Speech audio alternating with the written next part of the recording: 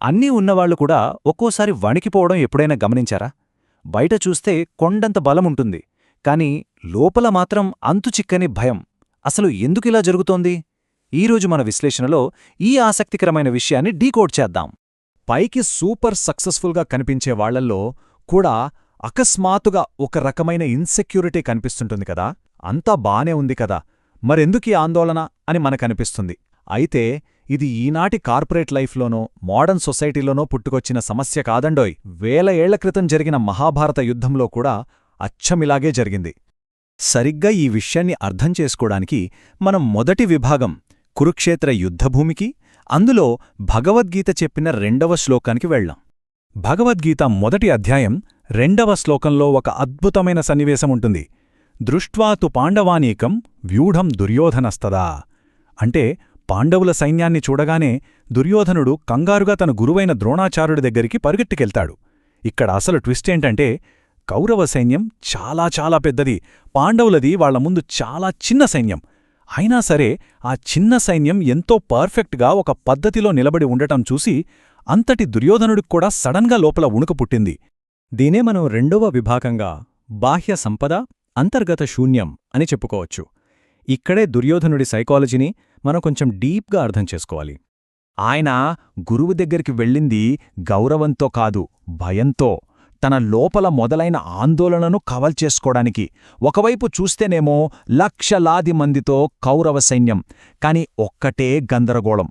అది కేవలం బయట కనిపించే బలానికి మాత్రమే ప్రతీక.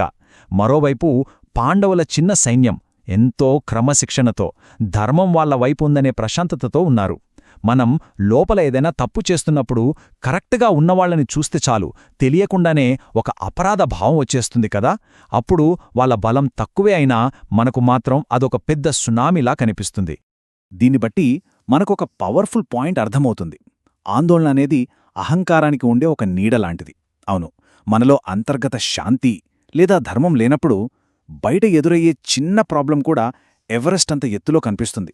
సింపుల్గా చెప్పాలంటే లోపల బలం లేనప్పుడు బయట ఎంత పెద్ద ఆర్మీ ఉన్నా వేస్టే. అయితే ఇదంతా ఎప్పుడో జరిగిన ఇతిహాసం కదా, దీనికి మనకి ఏంటి సంబంధం అనుకుంటున్నారా? అందుకే మనం 3వ విభాగం ఆధునిక జీవితంలో పోటీ దగ్గరకు వద్దాం. దీన్ని మన రెగ్యులర్ లైఫ్కి అప్లై చేసి చూద్దాం. ఒక పెద్ద ఇంటర్వ్యూ జరుగుతుందనుకోండి. ఒక క్యాండిడేట్ దగ్గర అద్భుతమైన రెజ్యూమ్, టాపర్ మార్కులు అన్నీ ఉన్నాయి. ఇదంతా ఎక్స్టర్నల్ పవర్. కానీ అక్కడ వెయిటింగ్ హాల్లో పెద్దగా సర్టిఫికెట్ లేకపోయినా చాలా కాన్ఫిడెంట్గా కూల్గా కూర్చున్న మరో వ్యక్తిని చూడగానే ఈ టాపర్ గారికి తెలియకుండానే చెమటలు పడతాయి, టెన్షన్ మొదలవుతుంది. కారణమేంటి?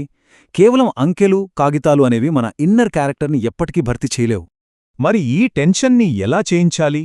అందుకే మన 4వ విభాగం శాంతి అనే ఆయుధం గురించి మాట్లాడుకుందాం. ఈ మొత్తం ఎపిసోడ్లో మనకు గీత నేర్పే జీవిత సత్యం ఒక్కటే. బయట మనకు ఎంత సంపదున్నా, ఎంత పెద్ద నెట్వర్క్ ఉన్నా సరే అవి మన క్యారెక్టర్కి సాటిరావు. నిజంగా లైఫ్లో విన్నర్ అవ్వాలంటే ముందుగా ఒక క్లియర్ అండ్ పీస్ఫుల్ మైండ్ కావాలి. దుర్యోధనుడి దగ్గర పవర్ ఉంటే పాండవుల దగ్గర పీస్ ఉంది. ఫైనల్గా గెలిచిందెవరనేది మనకు తెలిసిందే. అందుకే బయట మన రిసోర్సెస్ పెంచుకోవడమే కాదు, లోపల డిసిప్లిన్ పెంచుకోవడం మీద కూడా మనం ఎక్కువ ఫోకస్ చేయాలి.